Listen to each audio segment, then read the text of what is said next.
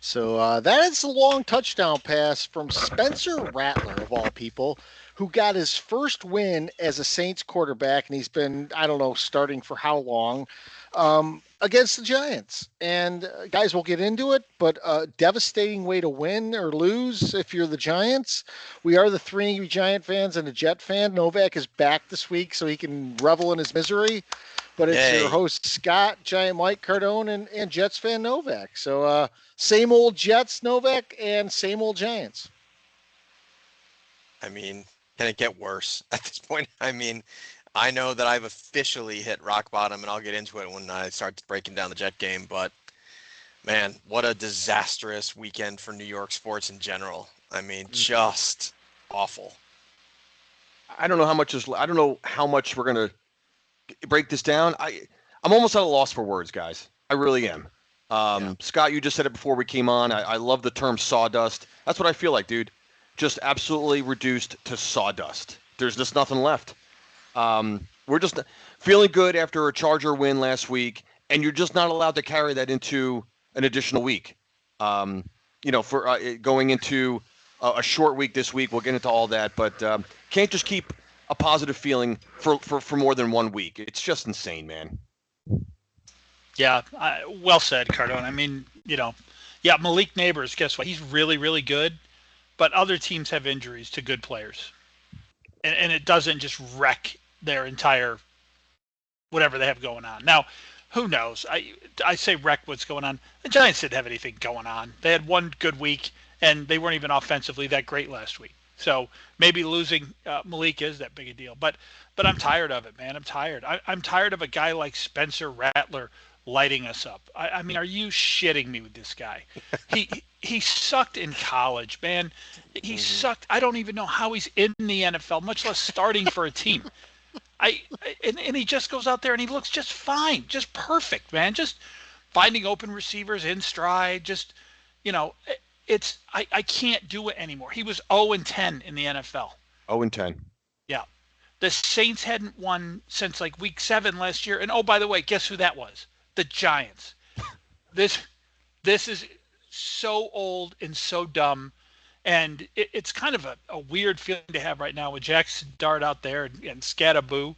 And you kind of are thinking, man, future looks pretty good. But right now it's all the fucking same. All the same. Yep. I mean, I was upset I wasn't on last week because I was going to ask you guys this last week. Neighbors goes down. Joe, get on the phone, Joe Shane. There's 150 wide receivers out there. You can't trade for a wide receiver 3 from the Jaguars for a 7th round, 6th round pick. You have to surround this kid with anyone. And you're rolling it. What's your backup plan? Wan'Dale Robinson and that loser Hyatt? I mean, get out of here. Get on the phone and make some phone calls. This is who Shane is. This is who they are, Novak. This is it. This is who the Giants front office, general managers, this is who they are. This is what we do, or in this case, this is what we don't do. It's maniacal, it's inexcusable, and it's relentless. It'll be interesting to see what happens this week because Darius Slayton will be out for 2 weeks now with a hamstring injury. So will the Giants bring anyone, or will we just roll with Hyatt and the crew we have? Because Hyatt is putrid. Hyatt's awful. They won't do anything. The Giants don't do this. They won't do it. They'll bring up Little Wayne from the practice squad, who's the receiver we got, Little Jordan. Little Jordan Humphrey.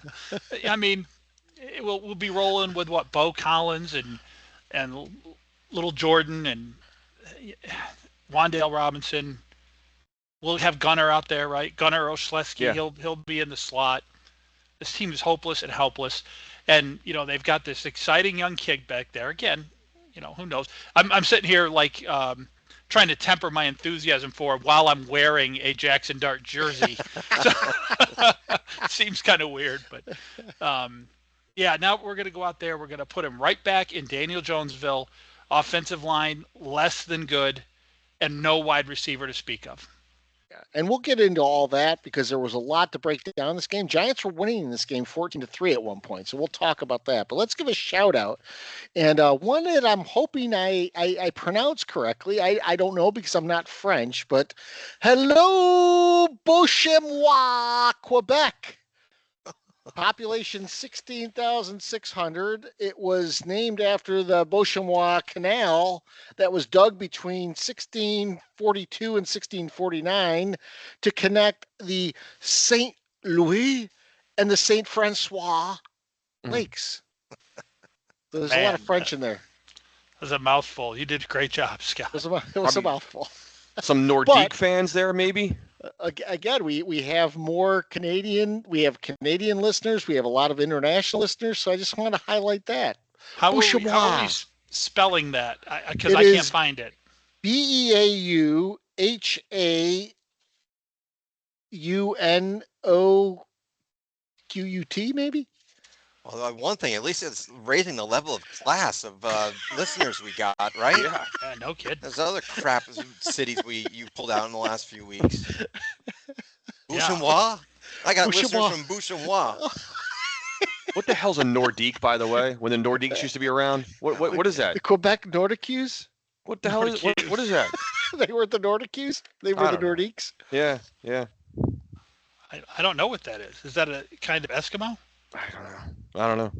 It's got that weird like humpback thing with a hockey stick logo, which I never knew what that was. I always wondered what the logo was. It's like a killer whale. It looked like a Monopoly piece or something. Oh no! The killer whale was. I thought it was just a lowercase n or something. Is that what it was? Wasn't it? I think you must have been right. Yeah, I never knew the MB from Milwaukee Brewers for like 20 years until someone showed it to me. I didn't know that either. I'm bad at that stuff. So, guys, I mean, not much to get into. I mean, there was a lot to watch, but the Giants Saints, I mean, like I said, they were up 14-3, rolling. They turned the ball over 4 different times in Saints territory. One was returned for a touchdown. Scatabo, who immediately turns for a new pair of gloves, like that was the problem. Slayton fumbled. Dart fumbled inexplicably, like Eli would, just dropping the ball. Yeah. These kind of things happened, and meanwhile, when we're up 14-3. Spencer Rattler just drops back and tosses a bomb for a touchdown. And this is another game, guys, and I know Novak will enjoy this, another game where Brian Dable at the end of the first half fucks our team. And we cannot score, and the other team does score. The coaching is deplorable in situational football for this team.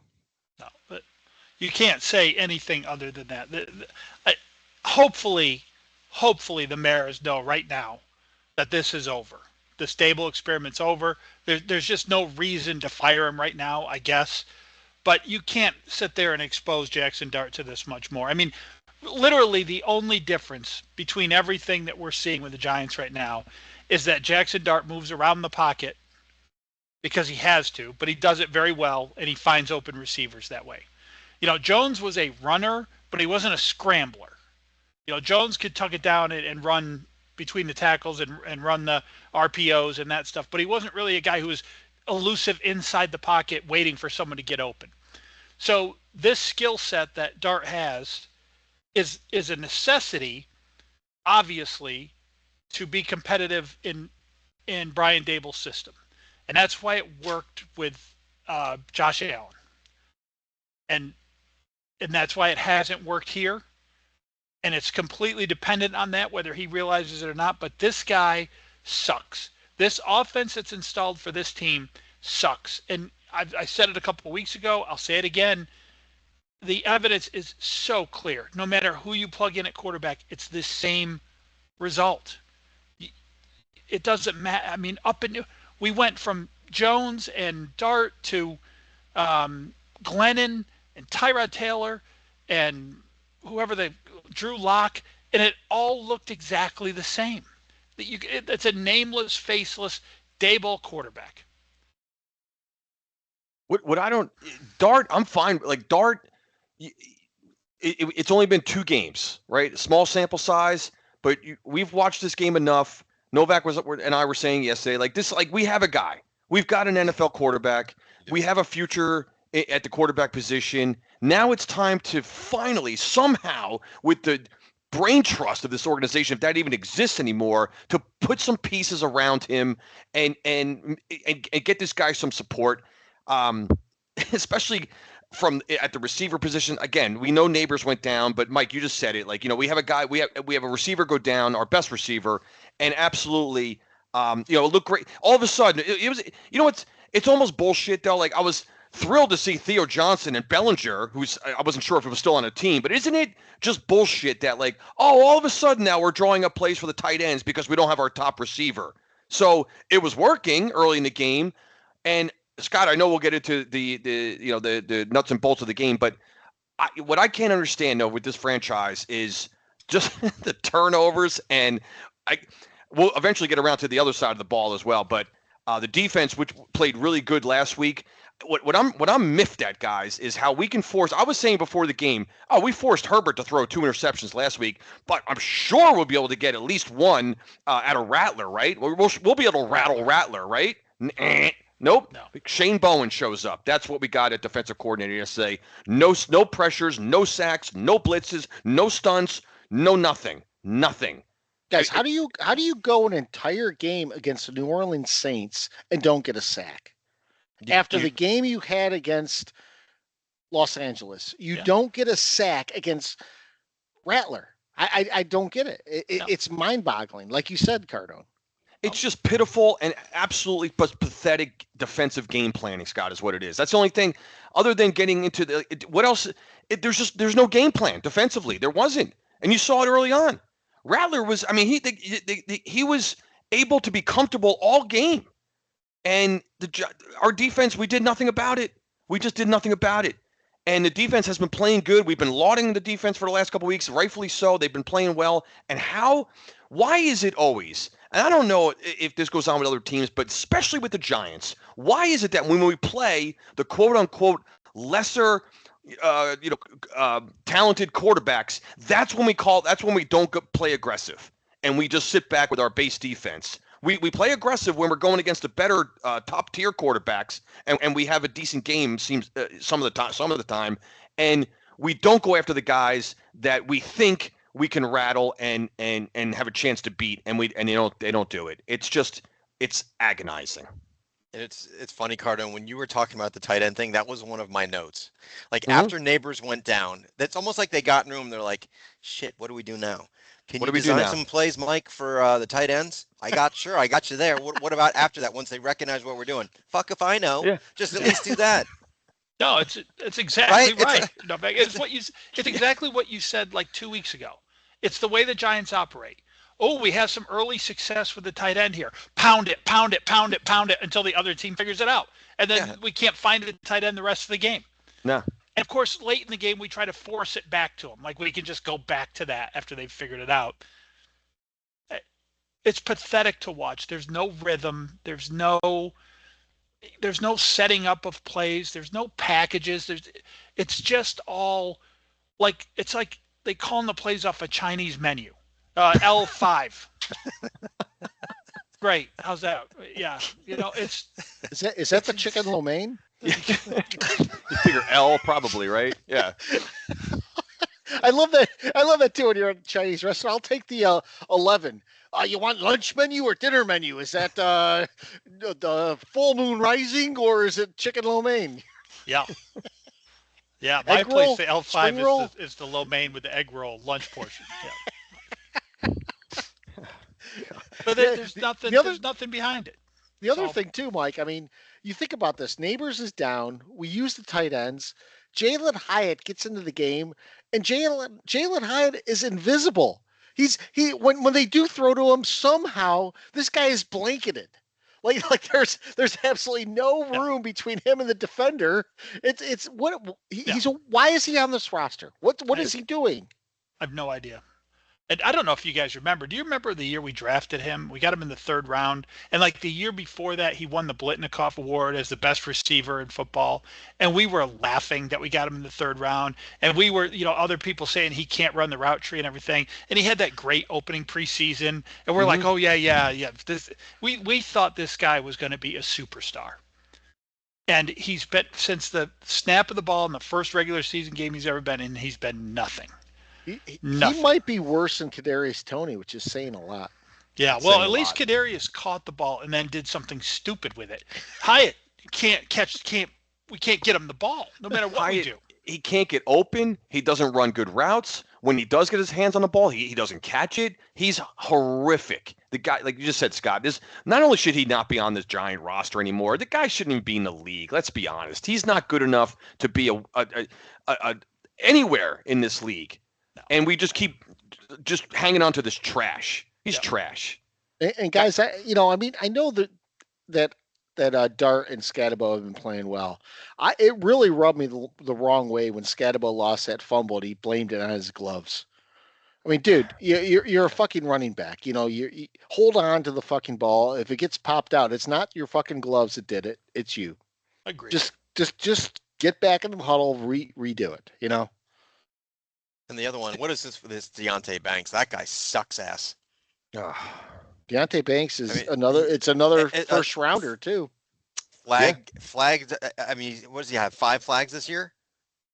And he's tied for the lead, right? With was it PIs? I love when we went. Was that the sequence we went back to back PI on defense? I will say this: that those were 2 shitty calls, and we'll talk about. We'll probably get into it again today. But some of these PI calls that we're seeing around the league, absolutely ridiculous, all around the league, and they're game changing. We gotta find a way to make these penalties 15-yarders or something, because they're impacting every fucking game now. The worst one that I saw I thought the officials got it right, but the announcers were going nuts about it. And I don't even remember who the receiver was for the Giants, but the ball was halfway to him, and he got absolutely blown up in the back and had one arm pinned to his side. The ball hit him in the chest. He didn't even have an arm to bring up to catch it, and they called pass interference. And the announcers went bananas. The announcers went absolutely apeshit. He timed that perfectly. What the hell are you talking about, dude? And then later in the game, the Giants had one, which was a great play, where the defender kind of rolled off the body in the front and, batted the ball down. And the announcer's like, I don't know how the Giants get away with that one after what happened earlier today. I'm like, who brings up old penalties? I don't know. It's all well. We did it. We did it. The Fox Zero team, like you were saying, Mike. Yeah. The announcing crew. Which they're so bad. There has to be 3 of them. By the way, they have 3 guys in that booth. Or was that that was our game, the 3-guy booth, right? Yeah, that was. Yeah. I'm still trying to figure out how. Triple the idiocy. Yeah, I'm looking at the possession chart here, guys, and the sequence that this Giant team trots out there is incredible. 14-3, feeling great about ourselves. It looked like it had one of the looks of one of those road wins. I'm like, holy shit, we're going to control this game. Like, not that it was close to getting comfortable, but it certainly looked like it had the feel of just a road win. And Dart was in control, and the defense was playing well. And then inexplicably, what game? We beg for missed field goals all the time. The Giants get 2 of them. Yeah. We got 2 missed field goals in the same game, and we still get routed. Yeah. And what team loses 3 fumbles in a row on 3 straight possessions? And the way they did, like, we get the missed field goal. I'm thinking we were driving, and then Slayton laid it on the turf. We all know what happened. It just, I'm just still trying to wrap my head around it, guys. And this team just cannot get out of their own way. They won't 5 turnovers. Can you imagine getting 5 turnovers? Yeah. Like Novak, didn't you say that the Jets don't have a single takeaway this year yet? No. I don't want to step on your, if that was one of your notes, but like it is, but it's fine. I mean, but no, not one this year, not one. Imagine getting 5 in a game. Imagine getting 5 in 5 straight possessions. Dude, I'm not gonna have 5 in a season. No, I loved when there was like 3 minutes left in the third quarter, and the announcer said, "If you didn't know any better, you think the Giants were winning by 32 right now." And it's like, it was one of those damn games. right. Yep. If I'm not mistaken, exactly you guys set some NFL record, like a 100-year record or something, with five turnovers in a row. Look it up. I'm pretty sure. Yeah. There's some NFL record you broke. There were that's not possible. We broke a record for futility in this team. Well, the Giants. I don't know. Mine. You guys might not have heard it because it was you guys were in the bar, but they actually talked about that on the broadcast, Novak. I'm glad to be the one to bring this up to you. They said that hasn't happened in the NFL for like 30 years, and it was the Jets. It was the Jets that did it. Exactly. Yeah, of course it was. God almighty. Good God. So speaking of the Jets, we had the Jets in Dallas, and guys, this game wasn't close either. And you guys, the Jets made Javonte Williams look like he was Barry Sanders. A lot of questions now around the entire, Jets organization, Aaron Glenn, everything else that's going on.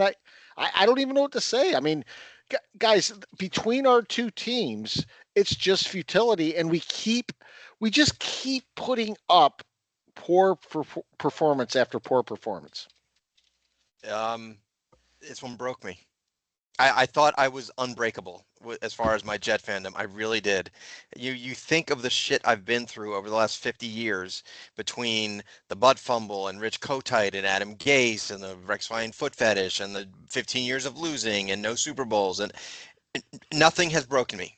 And I think it's this, and I don't know why, because it's only week 5, and they could. Oh, we lose Novak. We lost Novak. Oh, there he is. Back. He's back. Oh, am I back? I don't know where you lost me, but just Rich Kotite, Rich Kotite, the Rex Ryan foot fetish. Yeah. The 15 years of losing, no Super Bowls, the Mud Bowl. The list goes on, and I always stuck with this team, and they broke me. I just don't care. I found myself. I was with Cardone at the bar, and he knows I was watching your game. He had to tell me what was going on with my game, like 10 times. I was just like, I just don't care because they suck, and I'm so sick of them. I want them to go to London this week and just stay there. Don't come home. Let Woody Johnson get another job for Trump over in England and stay there. Just stay with him, play all your games, and London can have the Jets. Well, I was saying to Novak, like, this is like Dallas was on the road yesterday. Like, this is a road game in the NFL where it's still supposed to be kind of hard to win, and it just had the feel of there's absolutely, it's not the NFL. What the Jets and Giants are putting out there, it's not the National Football League. That Jet game from the opening kickoff, they're not in the game.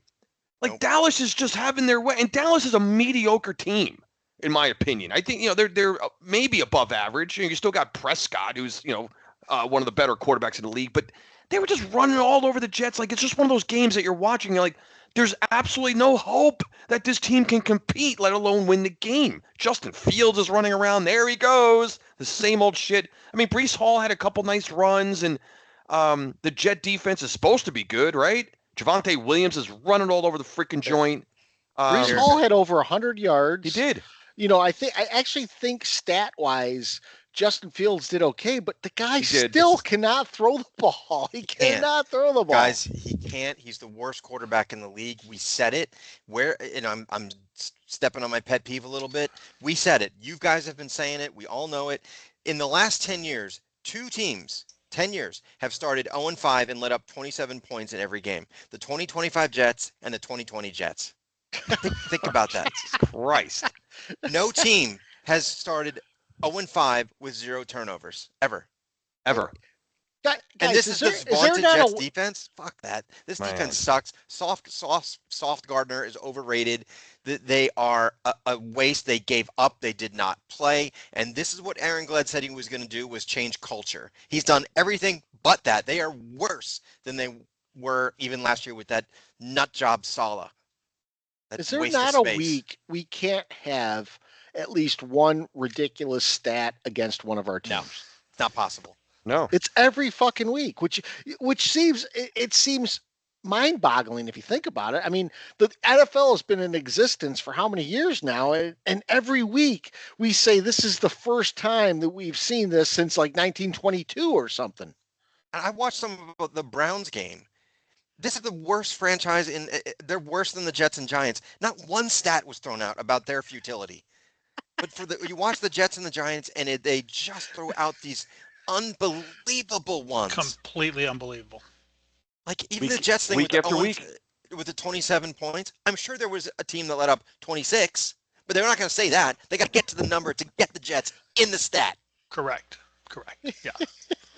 Yes. So, guys, you see anything around the league this week? There was some stuff. This is off the field, but what the hell is this crazy story with the butt fumble and Mark Sanchez? Oh, he gets stabbed, and then he gets charged with felonies after the fact. What is going on with this? So crazy.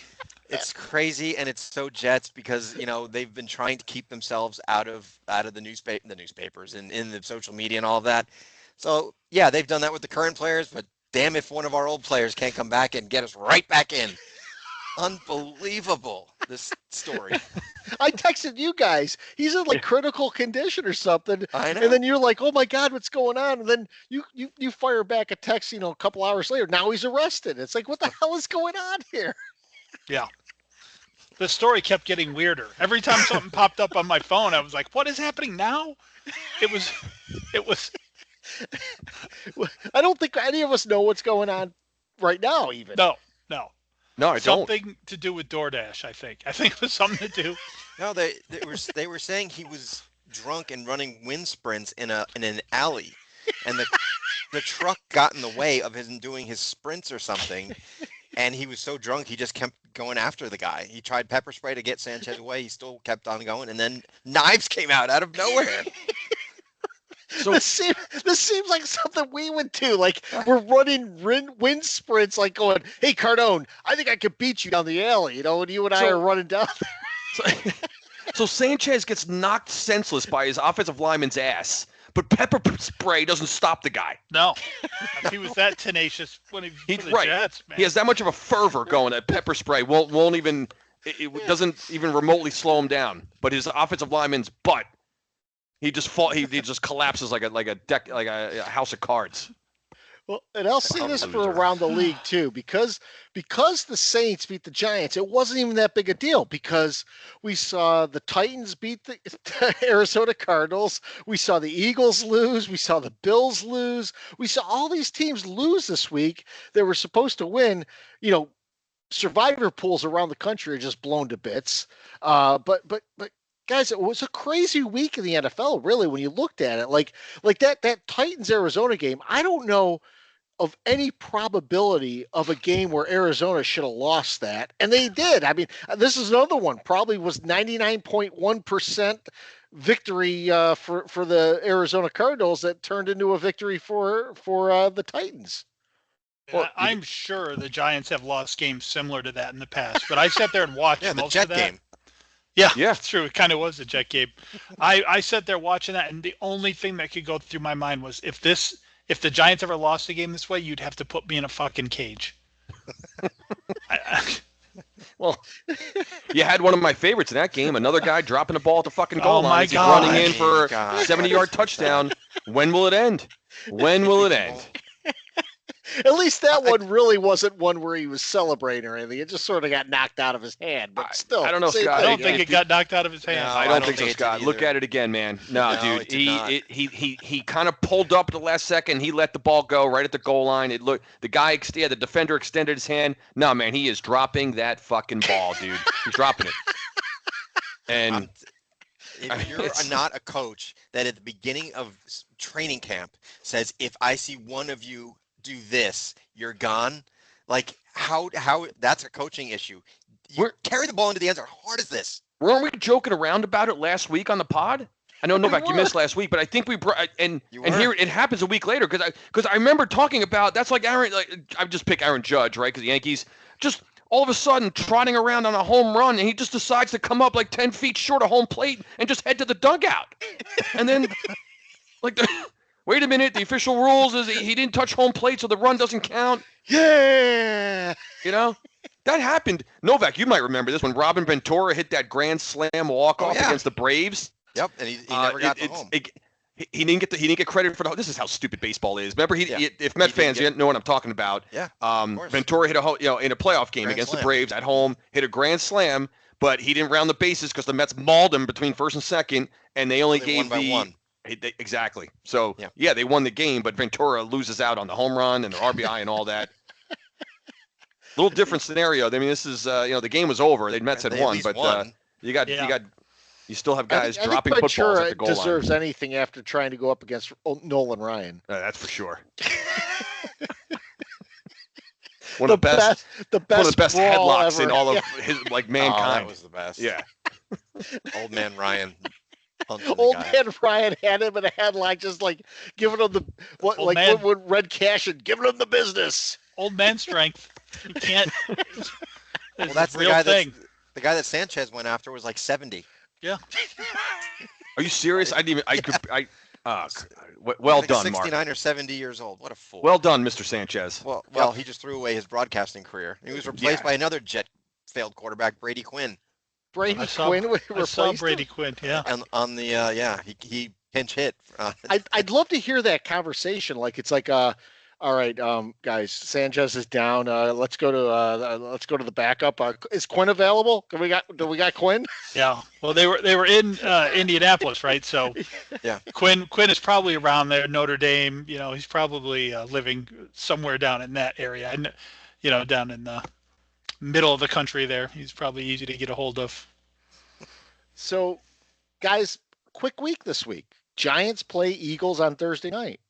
And of course, the Giants play the Eagles coming off of a loss themselves, the Eagles. Mm-hmm. Yeah. So it's not even like we might catch the complacent, undefeated Eagles. No, we have the one win or one loss Eagles now pissed off because, they just lost to Denver, and you're going to see Saquon go for 200 yards and everything else. Yep. I don't know how else to preview that game. You just nailed it. Short week. We're about to get. I don't even know what I want. I keep thinking of words, and they're not big enough for what's about to happen to this team. They're not epic Another enough. prime time game. Yeah, of course. We're not winning that game. Al Michaels will tell you the spread every 5 minutes. This is another one of those classics where, the Eagles lose a heartbreaker, right? Blowing a big lead at home, and then so here's again the Newman. We love this one, right? Calm down, everyone. The Eagles aren't losing 2 games in a row. The NFL, they just get handed their get right game, and what's best about that? 4 days later, they don't even have to sit with that taste in their mouth for a week. No. They get rid of it in 3 days, going to going up to Met Death. So. Just hilarious. Like, calm down, everyone. No one's, don't worry. Eagles will be right back on the winning track. Yep, and not only that, but don't forget they play the Giants 2 times in the next 3 weeks. So they're going to come out of that 3-game stretch with they're going to be statistically leading in every category on offense and defense. And they're at Minnesota tucked in between us. Minnesota's so. Yeah, they probably come out of the next 3-game stretch, and they're going to be right back on track to represent the NFC in the Super Bowl, just pumping that record up. After the post-game handshake, the coaches were like, "Who do you got next week?" They're like, "We got the Giants. Who do you got?" "Got the Jets." Yeah. Yeah, Denver has the Jets. That's awesome. That's right, Novak. Yeah. So Denver has the Jets, and you think about that in a turn of the script of the NFL. Of course, the Eagles get the Giants, and then Denver and Sean Payton get the Jets. Yeah. Yep. In London, so I get to deal with all the London puns. Oh God. Strawberry Fields. It's going to be. There's going to be so many. I can't. Big Ben or Glenn, or there'll be something. They'll do them all, and I got to sit through that. I got to watch this fucking team on a Sunday morning. Get out of here with this. I got to wake up and watch these clowns. Well, the good news is, Novak, though, at least like your day, like it's over like by noon. You know what I mean? Like you don't have to sit around with this bullshit. That is true. We have a free weekend ourselves since we play on Thursday nights, so that's actually kind of nice. Guys, I was playing golf on Sunday, and about 9:30, the guy I was playing with goes, "Oh, the game's on." So of course we started listening to it as we're playing golf, and we got done at 12:20, right about the time the game did. But it's like we're listening to this game. I'm like, really? We got the Vikings and the Browns, and we're interested in this game. What the hell is going on? Nothing interesting. No. And all they kept saying when they came on, the Minnesota Vikings, the first team ever to play back-to-back games overseas. Is this really something we're celebrating? They played back-to-back games overseas? What Viking fan is happy about that? Exactly. I mean, come on. Every Viking fan is sitting at home going, "Shut up, dude. Yeah, exactly. Is a nightmare." That's what we're reduced to these days, guys. This league, It's every week. It's week 5, and the look on all of our faces is hilarious. If you're watching us on YouTube, we're like, why do we got to do this again for another weekend? 12 more weeks of this, and then the playoffs. I mean, think about this. When the Giants were up 14-3, I'm thinking, all right, the Giants have had a miserable season, but they might be 2-3 at this point. And no, they end up losing to the Saints. This is why I said, like I did earlier, Cardone, it's sawdust. Yeah. We're up 14-3 against the worst team in the league and lose. And from badly. That point on, get dominated. Yeah, dominated. Yeah. I was thinking when it was 14-3, I was still harping on the Dallas loss a couple weeks ago, thinking like, God damn it, we could be going to 3-2 right now with Philly coming in, and and then an hour and a half later, again, sawdust. That's it. Season's over.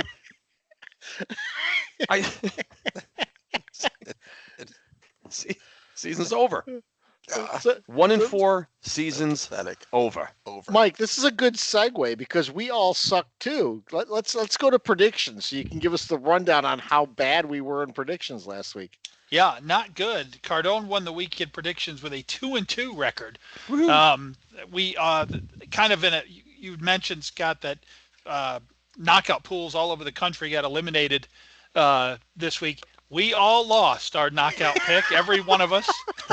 That's amazing. Of course we did. Mike picked Arizona, Cardone picked the Rams, Scotty picked Arizona, and Novak picked the Ravens. So the end result of all that was, well, first of all, Cardone he saved the week by being the only one of us somehow smart enough to pick the Saints. That's really, we all picked the Jets to lose. By the way, I almost had a what are we calling them here? Scorigamis. I picked 40-20. Dallas over the Jets. I mean, that I almost hit that. That was pretty close. That's good. That's good. Yeah. But the end result of everything was that Mike and Cardone moved back into a tie. Mike jumped ahead by a game for 1 week, but we're back into a tie at 16-4. Koffs comes in at 14-6, and Novak at 13-7, and that is where we stand for this week. So I will lead us off. Philly at the Giants. I've got this doesn't need anything that's happening. Barkley's going to go nuts. Hurts is going to go nuts. A.J. Brown is going to get right. 2 touchdowns, man. If you've been thinking about benching him in fantasy or something, get him in the lineup. He is going to get right. They're going to go to him early and often. And then when the game's out of reach, they're going to go to him some more just to get his numbers back up. It's going to get ugly with A.J. Brown. So I've got 31-6, the Eagles beating the Giants at Death. And in a rare week, we're both at home, right? Both Giants and Jets at home this week. Is that? No, Jets are in London. Yeah, Jets are in London, but they're playing a home game. I see. Yeah. Okay. Yep. Honest mistake, Mike. Again, because I thought the same thing. I'm like, oh, right. I saw the 9:30 a.m. start or whatever. Yeah. So yeah, yep. So Tally-ho. Very similar game. I know Denver just beat Philadelphia, but I don't really think that much of Denver, to be honest with you. But they're well coached, and I guess Bo Nix doesn't make very many mistakes, and they'll just eat away at the Jets, and the score is going to end up being pretty similar. Probably, I've got 24-9 for Denver over the Jets in London. The over/under on London puns is 46, so you can go over or under 46 on that as well if you'd like. My lock of the week. Man, I didn't even look at the schedule, so we will roll to Cardone, and I will take a look at the schedule and chime back in with my lock. All right.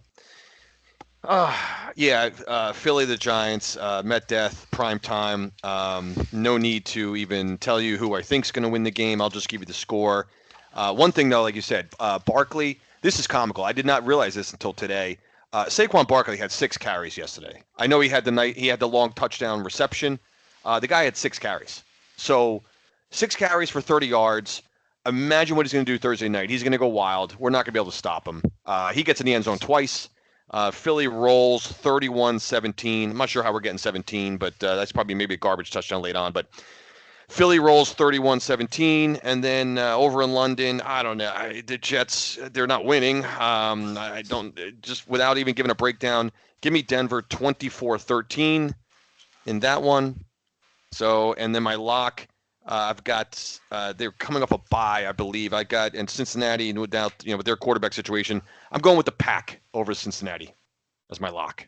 Yeah, I realized I didn't even need to look at the schedule. I'm going with the Eagles as my lock. Because by the way, we've all reset. We're all lost. Yep. So we're all reset. So I'm much like Mike and Cardone here with this Eagles game. I'm right in between you. Eagles are winning this game 31-13. So we all have the Eagles, I think, with 31 points. Yeah. I do too. I have it on my paper. Is that right? So you know, That's hilarious. So 31-13. Guys, I think the Jets could beat the Broncos, but I can't go with the Jets in this game. I'm taking the Cardone. You have to show me and prove it before I can do it. Yeah. But there's something saying to me, Bo Nix is a mirage. The Jets could win this game, but it's in England. So in England, bubble and squeak, whatever fucking kind of like thing, bangers and mash, whatever you want to say, and any kind of British speak, it's going to be the Broncos winning, and the Broncos are going to win this game 27-6. And then my lock is going to be the Steelers. I'm not sure who they're playing. Who are they playing? They got Cleveland at home. Cleveland, all right. So games in Pittsburgh. Yeah. All right, Novak. So I'm gonna start with the London game. This is gonna be an ass kicking. I've got the Broncos here. I don't think the Jets have a prayer. The Broncos defense is good. Sean Payton hates the Jets, and he's gonna roll it up. I say the Broncos win 61-2.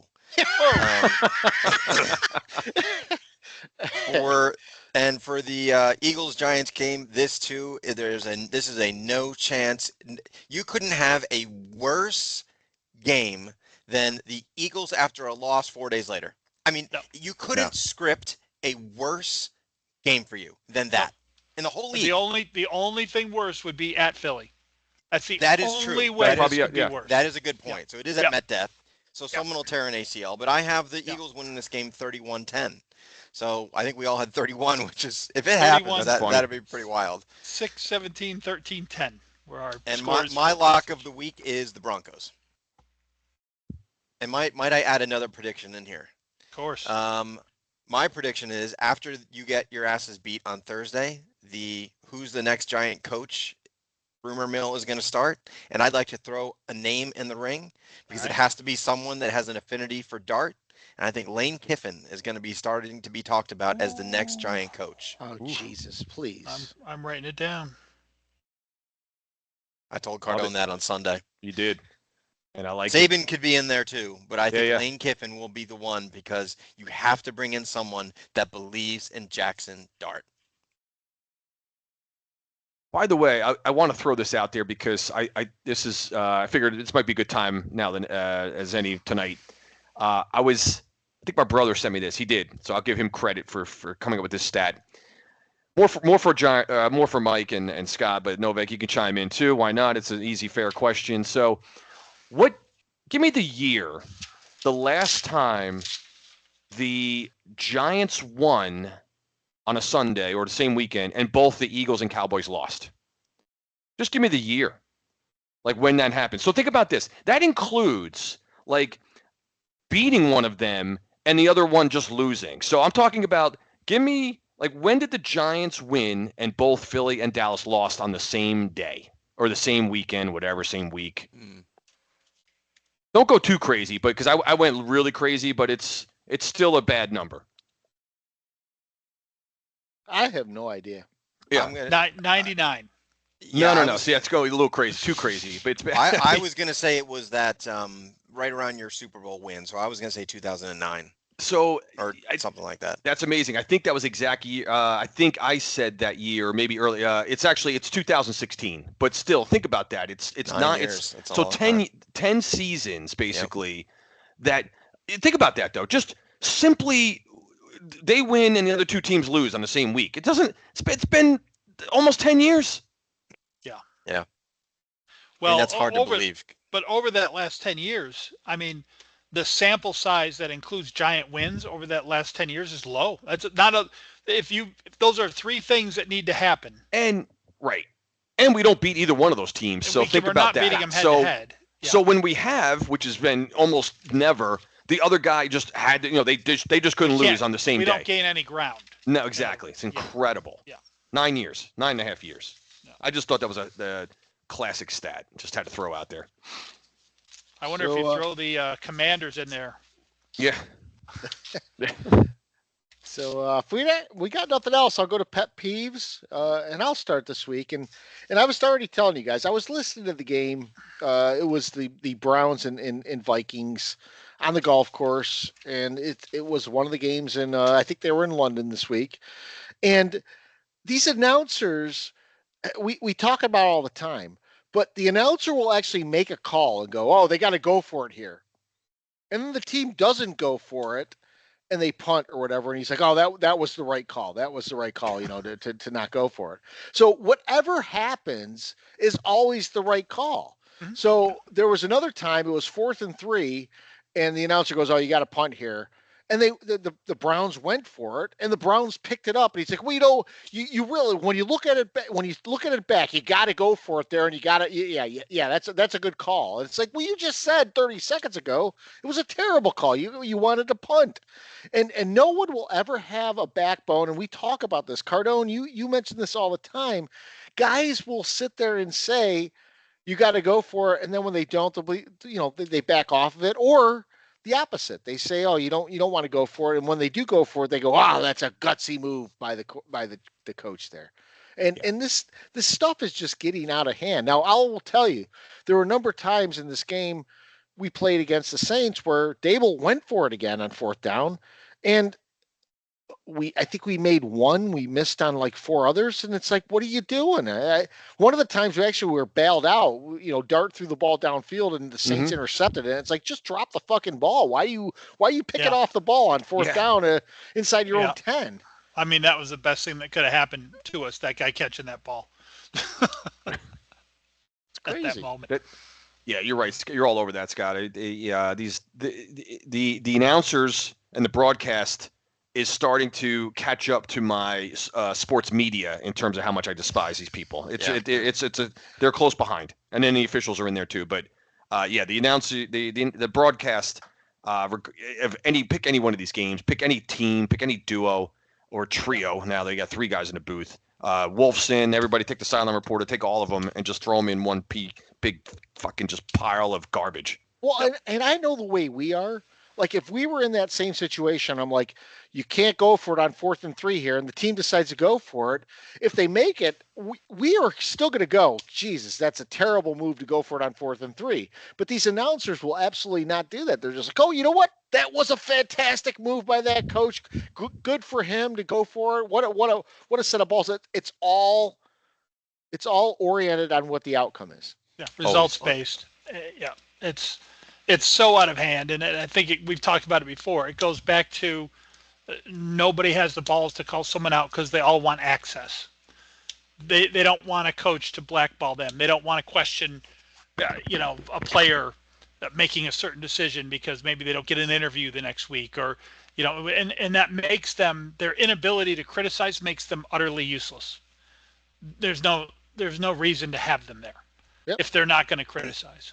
And have some balls. I mean, you're right, Mike, because who's going to watch the Jaguars and the Texans? Put someone on there that's going to say, this team sucks. Like, this coach doesn't know what the hell he is doing. Someone that's going to have an actual thought, an original thought that's not, playing the party line for the NFL. I would find that entertaining, and I would watch that. No one does it. Yeah. And you can tell there's been some coaching around that. There absolutely has been. I mean, we know that Tom Brady got in trouble for criticizing the officials. So we know that they're coached up. And I guarantee you that the announcers across this league are encouraged, very much so, to stroke the coaches who go for it on 4th down and who don't punt. I guarantee you that there's encouragement there, because that's what the NFL wants. They want that going forward, and we don't need a field goal. What team was it yesterday that the game was tied, and they're 4th and goal from like the 6, And they went for it. Now they got it, and it pissed me off. It was I don't know what game that was, but they got it, and it pissed me off. I'm like, that is a horrid decision. That might have been the Browns Vikings game. Was that the Vikings that went it for it? It might have been because like I think 4th and 5, 4th and 6. I think it was the Browns went for it and got it, but the Vikings ended up winning the game. But I think it was. It was like 20-20 at the time, and a field goal would have made it 23 each, or 20. They would have put them up 23-20, and fuck the lead. What we need is a guy to get really pissed off, like doing wind sprints and then knifing a guy or something. Yeah, that's the kind of announcer we need. I'll tell you who's the one person who's standing up and having some balls, I think, is Aikman, because Aikman will not let the officials off the hook. He rolls his eyes. He doesn't care anymore because he's not on the number one team anymore. He doesn't care. Yeah. Maybe. I know, and he might drive you guys crazy because he is a cowboy homer, but he is the best one in my opinion out there. He really, because he actually calls out the officials and the coaches and everything else. He is the best. In my I actually don't know if Aikman's a Cowboys homer. Aikman has become a guy that really just calls it like it is around the league. I've never hated Aikman. I've always disliked like Collinsworth and these guys Collinsworth is just... they go in with a script and they say what they want because of the script, and then if the script doesn't come out, they still stick to it. Yeah. Collinsworth is watching Josh Allen last night, and he still can't help bring up Patrick Mahomes like 4 times during the Buffalo. Yep. You're watching a better quarterback right now. You're watching him play. Why do we have to go to Mahomes once a quarter? Novak, pet peeves?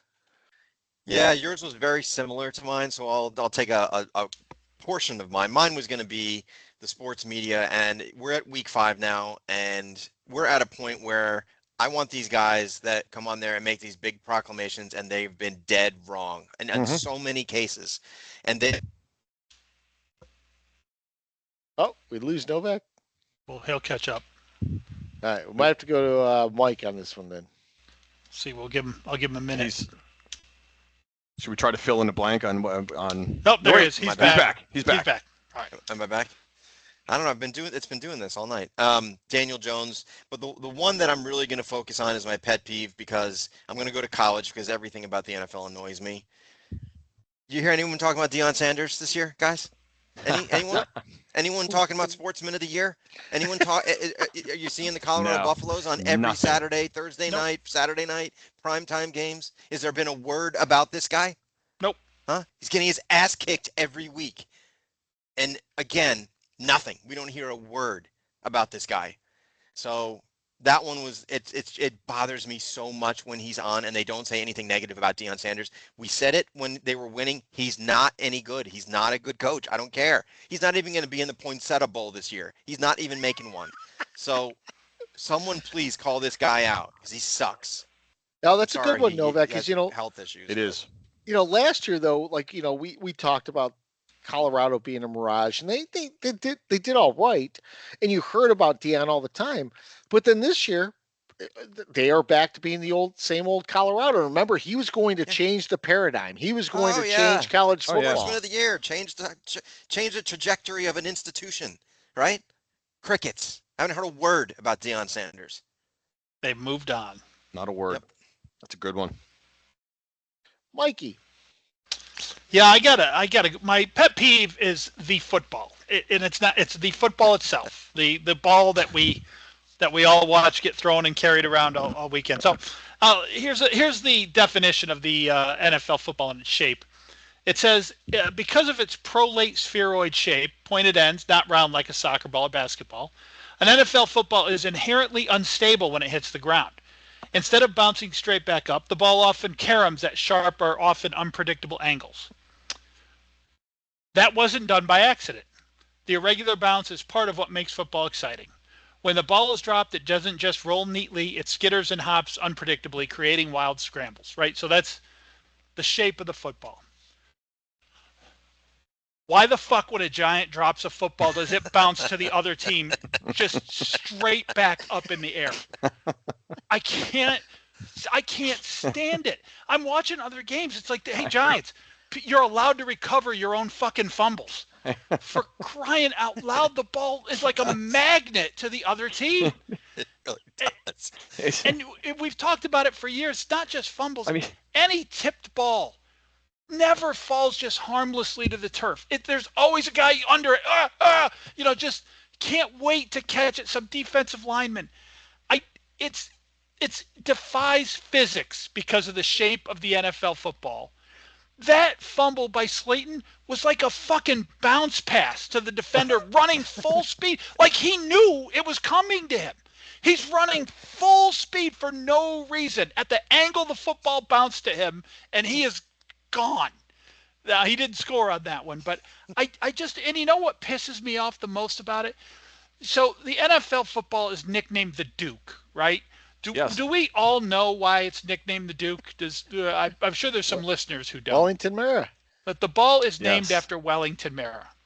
Why does it fuck us? Why?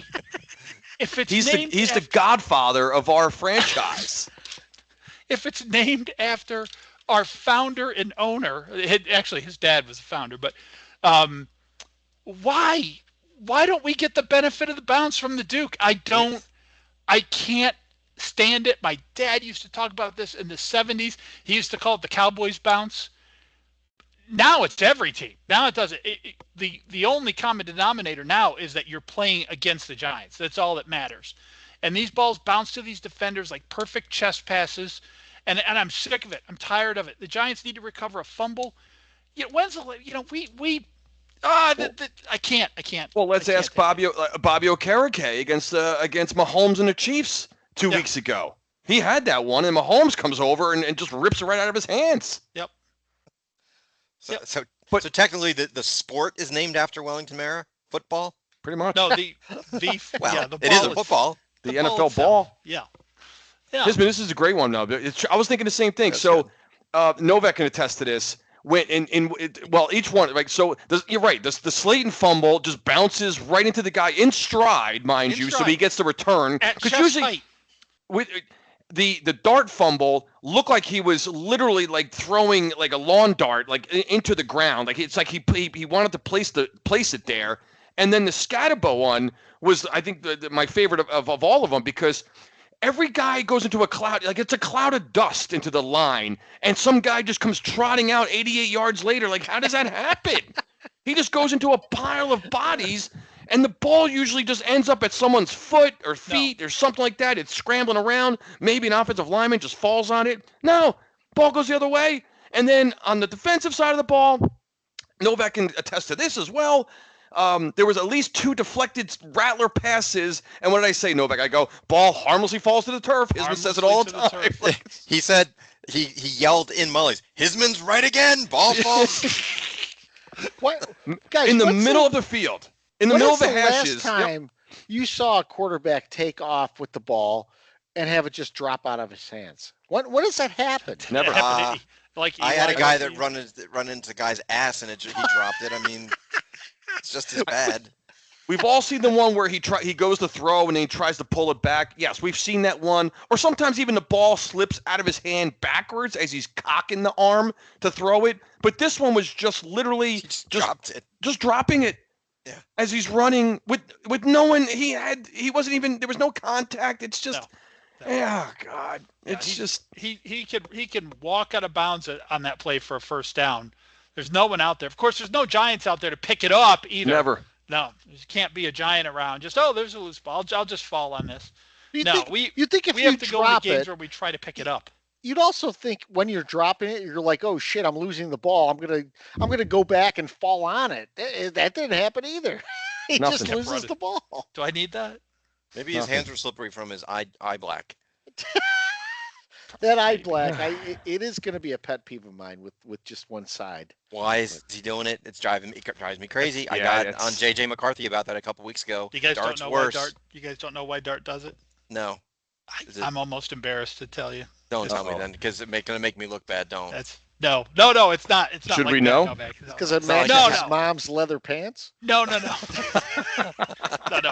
It's very nerdy. It's very nerdy. Okay, then say it. I thought it was like a health thing or something. He thinks it makes him look like Anakin Skywalker from Star Wars. Oh no. That made it worse, Mike. That That made I it know. worse. That's why I didn't want to say it. I don't Cardone, know. pet peeve. I'm just gonna let that go. Let that one float away. Wait a minute.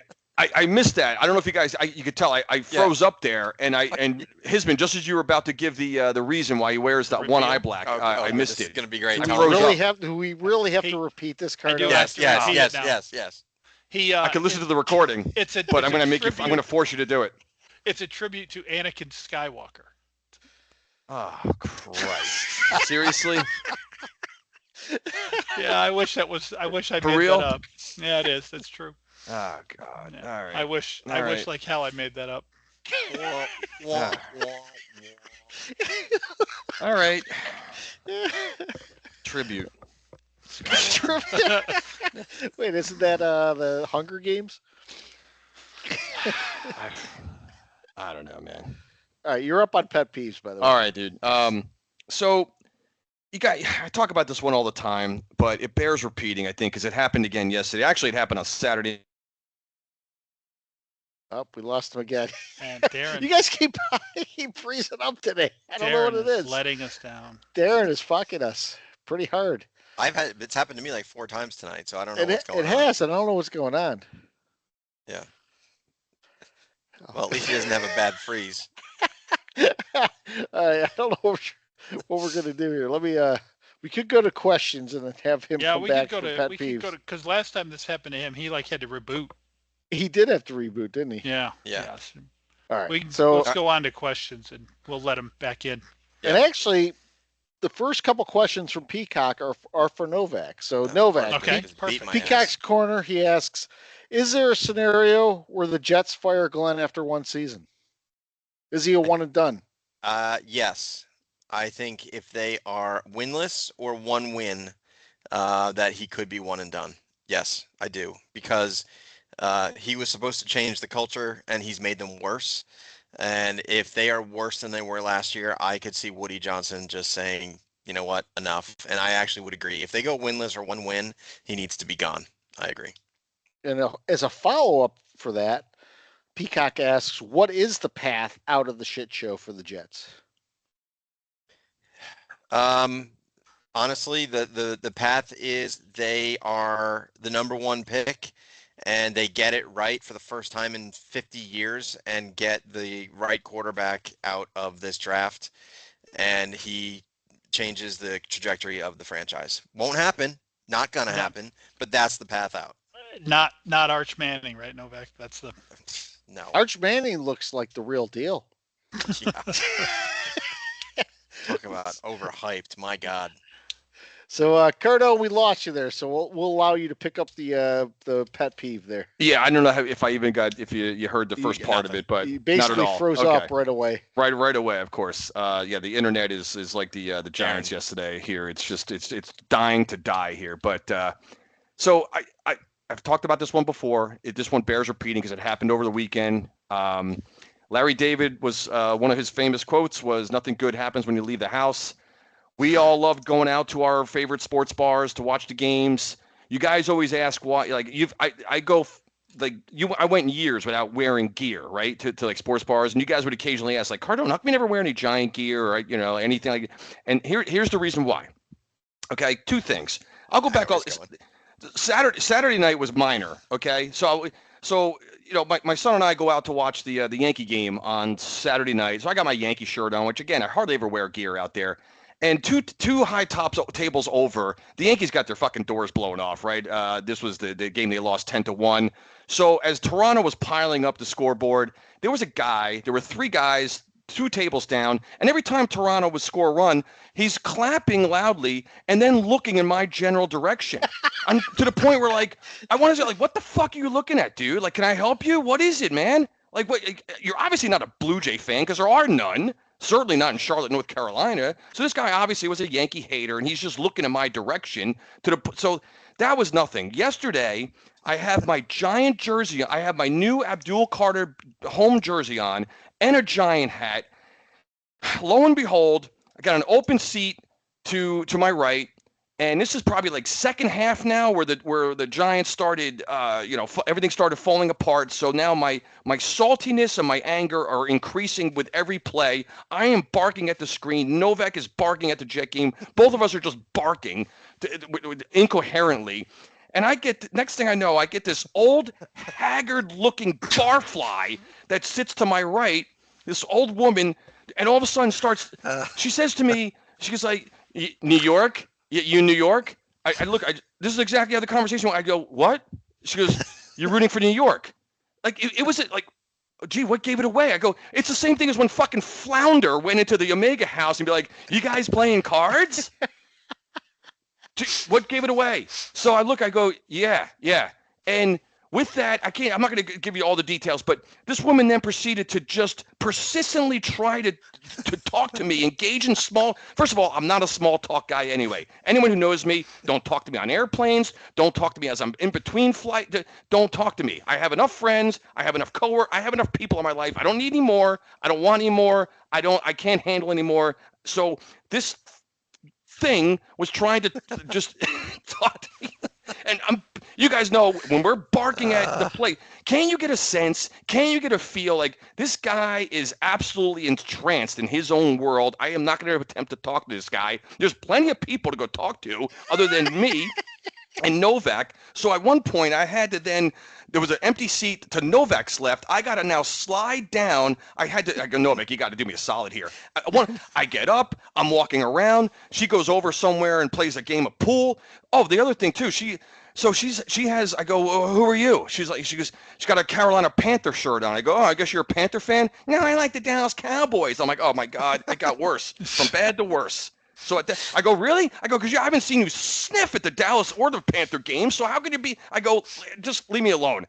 Later on, she's like, what's the score in a Panther game? I go, I have no idea. I don't care. Watching the Giant game. Leave me alone. Dude, it was hilarious. She sat down on the other side of Cardone, so 2 down from me, and it's like you could feel this like aura of presence all of a sudden in his world, and I'm going to myself, this is not going to end well, because no. I knew the state of mind he was in at the time. It couldn't have been a worse time of the game. It would have been better if it were in the first half, end of the game, over the game. It was right when the Giants started just losing, and he just got up and walked away and stood next to me on the other side. So, again, my peeve, it happens way too often. I'm sure we've done this one before, but when you're at the bar and you're absolutely like a wild man watching your own game, do not like the small talk and this bullshit like fair weather fan, whatever it is.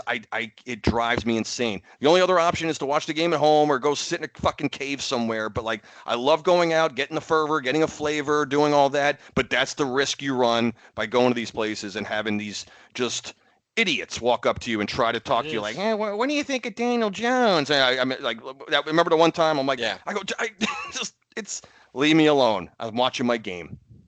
Guys, I missed it. I'm still in Oak Island, North Carolina, which, by the way, is a beautiful beach, nice and tranquil. But I do miss not being at Mulligan's with you guys. Yeah, I miss it too. I was in Waynesville, North Carolina, up in the mountains all weekend. Matter of fact, just got back not too long ago, and yeah, I missed being with you guys. But way to hold down the fort. And Mulligan's does not disappoint. Novak knows what I'm talking about. I mean, that place, it just, yeah. Recently got a little bit better. Done. Yep. So my son took a picture for us in the Mulligan's parking lot last night.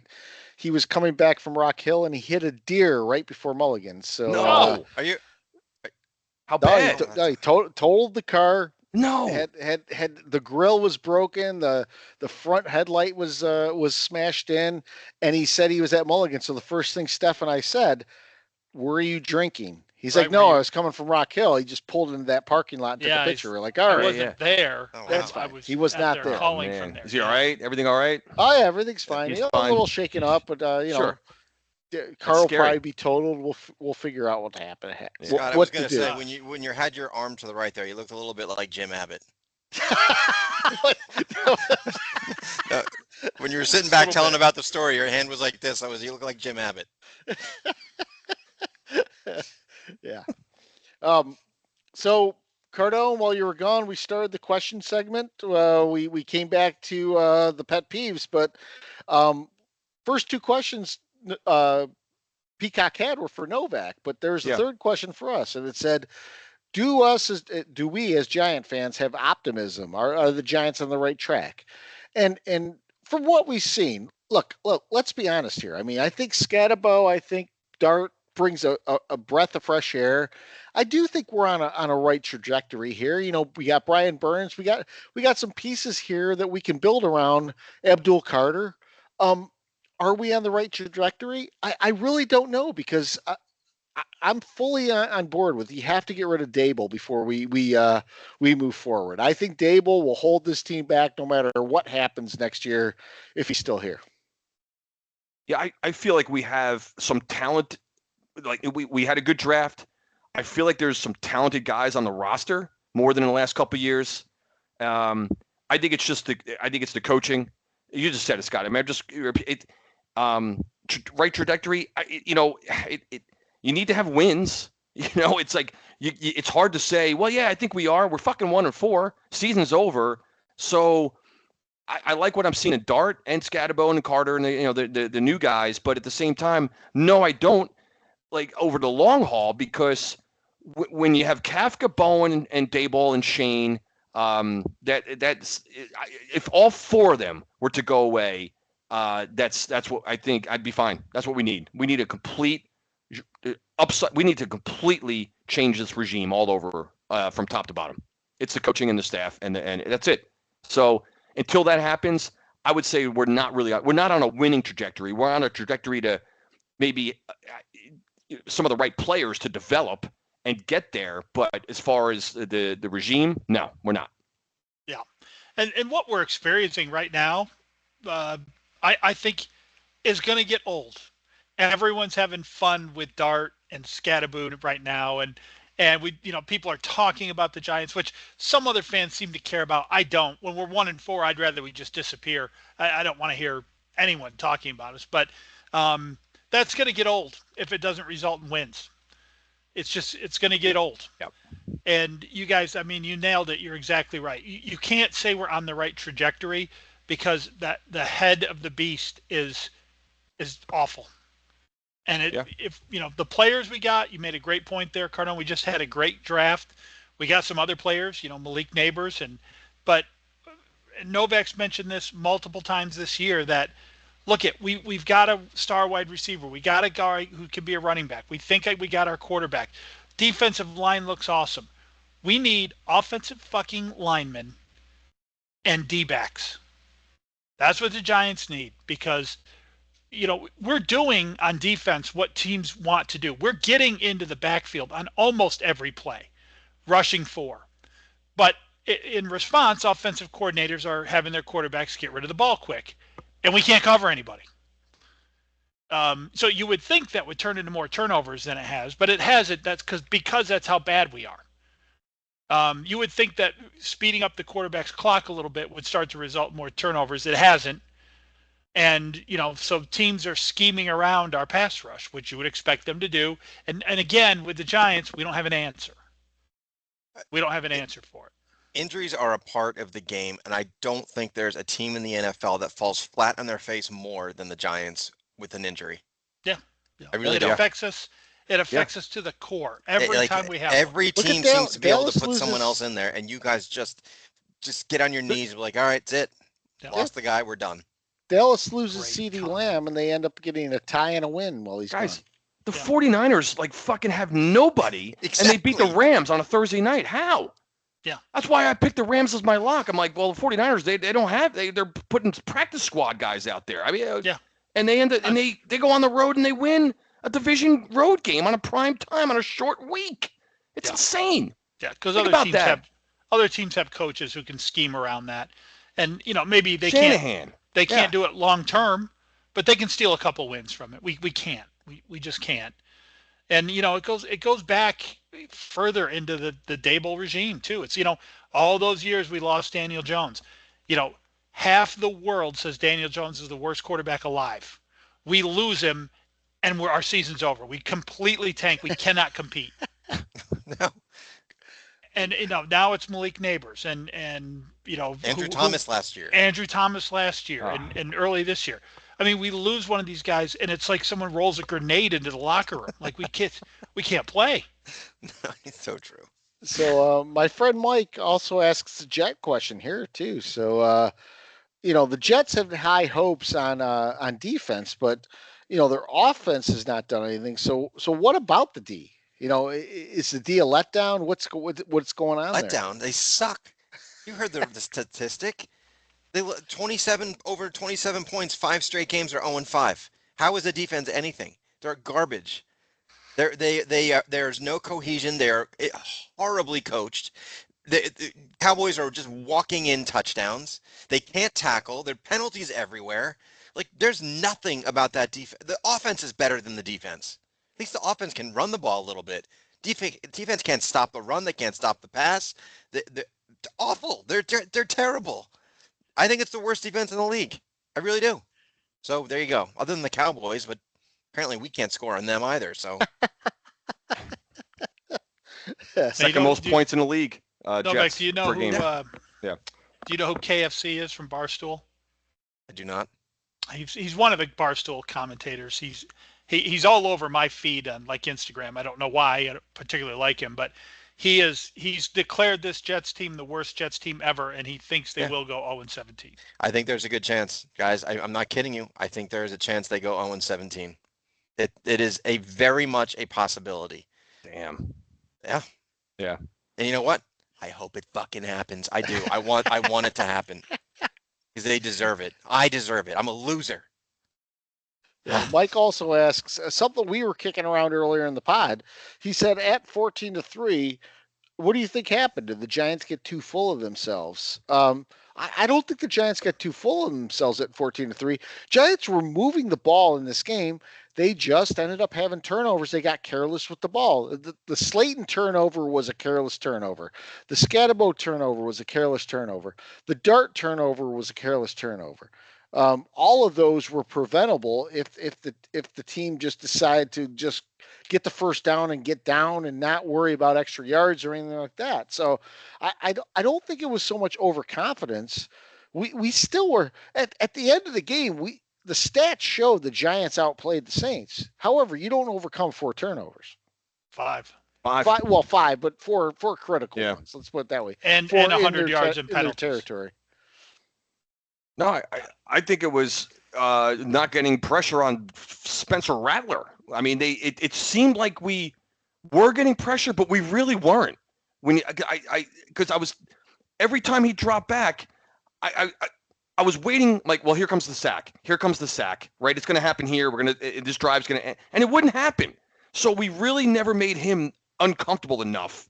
I think he was able to make enough plays. So, no, it had nothing to do with the Giants being overconfident or full of themselves. No, not at all. It just, like you said, Scott, the turnovers, the inexplicable turnovers, but also the defense, I think, really not doing a good enough job to really shut that guy down. They didn't. No. They made a few plays here and there, not enough, not even close.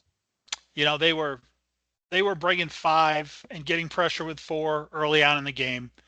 And then they hit the big pass to Rashid Shaheed.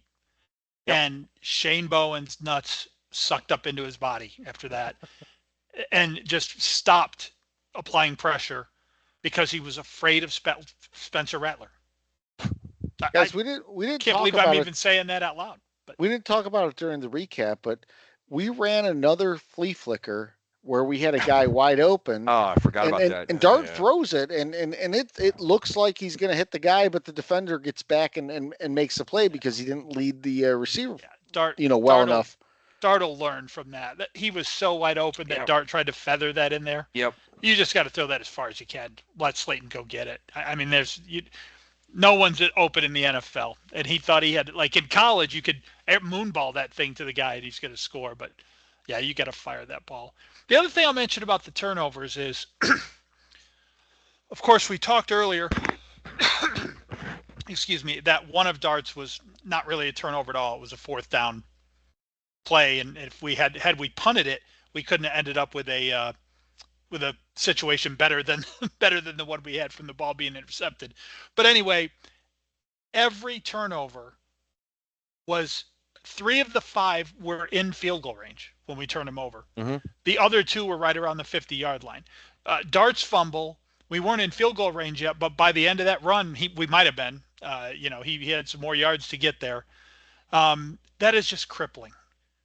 That is absolutely crippling. And so I think it's a combination of we just boneheaded. I don't think we really got too full of ourselves. I mean, if they did, then Dable should be fired tomorrow. To let that happen to this team. Get out of here full of yourself. Yeah. So someone's full of it. But you guys got anything else tonight? I'll just mention, I meant to mention it earlier and I didn't get it out. The penalties in this league have got to stop. And I don't know what's happening right now. Aikman called it out last week, and I applaud him for doing that. We called it out. Yeah. I mean, Aikman said last week, he said, look, I get that's a penalty, but why are we calling that? It's away from the ball. It didn't impact the play, and we've talked about that since year 1 on this podcast. But it's killing this league. It's killing these games. I was angry enough watching the Giants game, but you go to any other game and it's a flag on the opening kickoff, a flag on the first play of the game. It's like they have to stop this. And I think what's happening right now is there's almost like this showdown going on between players and coaches and the officials.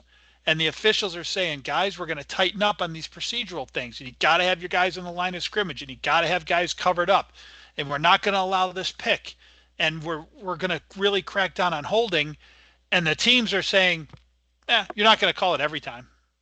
We'll take our penalty when you want to throw it at us, but you're not going to call it the other 14 times in the game we do it. And so the officials are calling more. It's ruining the games, and the teams aren't stopping. These teams keep getting more and more exotic with these formations that really skirt the line of legal. And, the Giants don't do it because they're dumb, but we saw it was it the Chargers game, the Dallas game, where they had the right tackle lining up pretty much in the backfield as far back as the officials would let him. It's because that guy stinks. So they're backing him up to help him. And they're saying, hey, if you get a call, just kind of move up a couple inches until they stop calling it. But, the Giants don't do that. They leave their shitty right tackle up at the line of scrimmage getting beat like a dog the whole game. But, that's another reason I think we're having trouble competing in this NFL is because I don't think Dable and Judge before him pushed the rules enough. I think we're not evolving with the rest of the league. Well, Mike, if you watch the games, I mean, we saw it with the Giants Saints, but we saw it in every other game too. These pass interference calls that are giving teams, just free yards down to the 1 in the end zone, let's throw it at the 1. There are people that are hand fighting for the ball in the end zone, and they're calling defensive pass interference on these plays, and it gives a team basically a free touchdown as long as they can punch it in from the 1. This is happening week in and week out. We talked about it last week, but it's getting out of control. I mean, the number of times I've seen pass interference called this year as a whole, where I sit there and go, I don't see any pass interference here at all, but yet it results in a score. So if I can't tell there's pass interference and it results in a score, what happens on all those other times? It's gotten out of hand. It shouldn't be a viable play in the NFL that when you're in a 4th and 16, that you just throw the ball as far as you can and pray for a pass interference.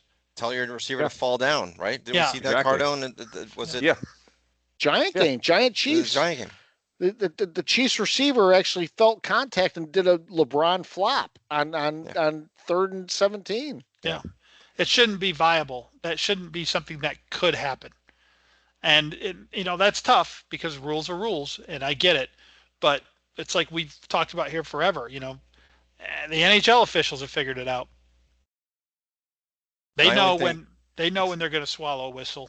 I feel like I'm watching an NBA game sometimes. Yeah. Like an NBA, you go like up and down the court, three, you hear a whistle at least every other play, maybe three, three trips. That's the NFL now. You can't go 3 plays without a flag. Yep. whether it's accepted, whether it's not. I mean, we look at just the box score sometimes and see how many, but like think about how many actual flags are thrown, counting the ones that are declined and all that. It's insane. It's really the game's ruined, man. It's just ruined. And guys, I saw at least 4 times this week too where flags were picked up, and 3 of them out of the 4 that I saw, at least 3 of them were legitimate penalties that ended up getting picked up. And I'm like, so you called pass interference, you saw something that made you say this is pass interference, but then you said to yourself, no, I'm not going to enforce it. And for some reason, it always favored what we would consider the better team. It happened tonight. Yeah, Novak, you're all over it. The play. Chiefs inject the pick play. Yeah, they threw Mahomes threw a touchdown pass to his buddy Kelsey, and they threw a pick play on the offense, and they picked it up. Yeah, Mahomes he was screaming at the yard. We get a yard. We get a yard. What? So what happened on that play, which I find very interesting, is they'll allow you to pick within a yard of the line of scrimmage. Right. So that ball was on the 2-yard line. The pick happened in the end zone. In the end zone, it absolutely did. And they said within 1 yard of the line of scrimmage. It was not within a yard. No, they just picked it up. That's the Chiefs. Fuck it. Yeah. The only Mike Scott, one thing I wanted to mention, like you said, anything else? There is a team in this league that is very quietly turning into the most complete team that no one is talking about, and that's the Tampa Bay Buccaneers. And you watch this team, they don't have any like real weaknesses. They're kind of like good at everything. Not great, but they're good at everything, and that is a very complete team. Watch out for that team. They are fun to watch too. We did have a follow-up question from last week. Do we know what Dolph is short for yet, Mike? Oh yeah. His last name is Dolph. I figured this out. Yeah. His actual name is I believe Jason, but yeah, Dolph's his last name. Oh, like I asked you guys, is he a Dolphin fan or what? I mean, what do we got going here? I don't think he's an NFL guy. I don't think he. Yeah, I know he's an Ohio State guy. So if someone's named Dolph, though, is that usually a last name thing, or is Dolph Lundgren short for anything? Like Sully, anyone the same Sullivan, you have to call him Sully. You have to. Sully could be Sullivan, yeah. Or Fitzy. Yeah. No, I don't know if I think Dolph's a complete name. Okay. All right. I don't know. Dolph Lundgren, was it like Dolphopoulos? Something like that. I don't know. Adolfo. Bonnie chimes in with Adolfo. I got one comment before we part here. The team with the best point differential in the NFL. You guys want to guess? Best? Eagles. No. Chiefs? No, I have no idea. Nope. It's it's Indiana Jones and the Colts. Of course. Indiana Jones. Of course. And by a lot too. They are plus 74 with a 4-1 record. Daniel Jones just murdering the league right now. I mean, they have scored on 65% of their drives. I saw that. Yeah.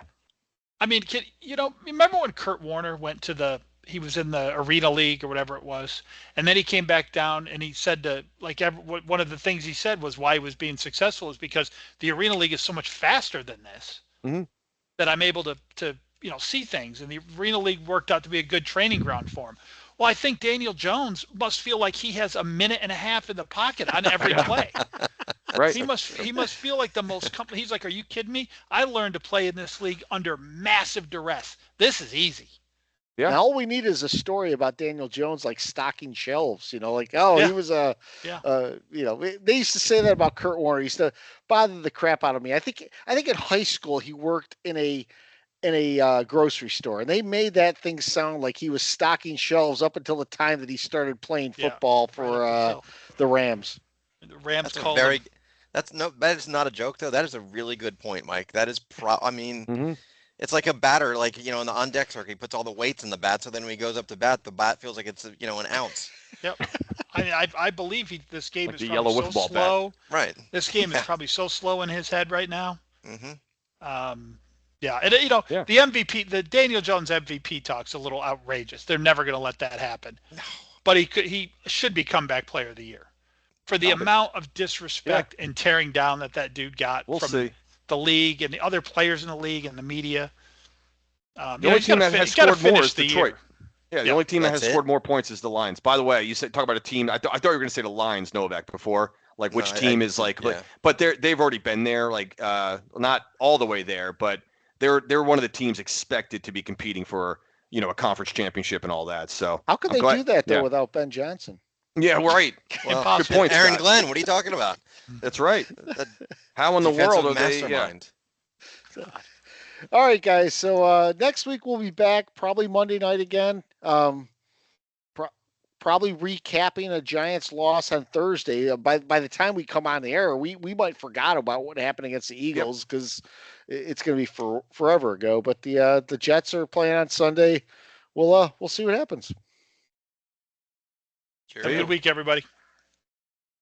See you later.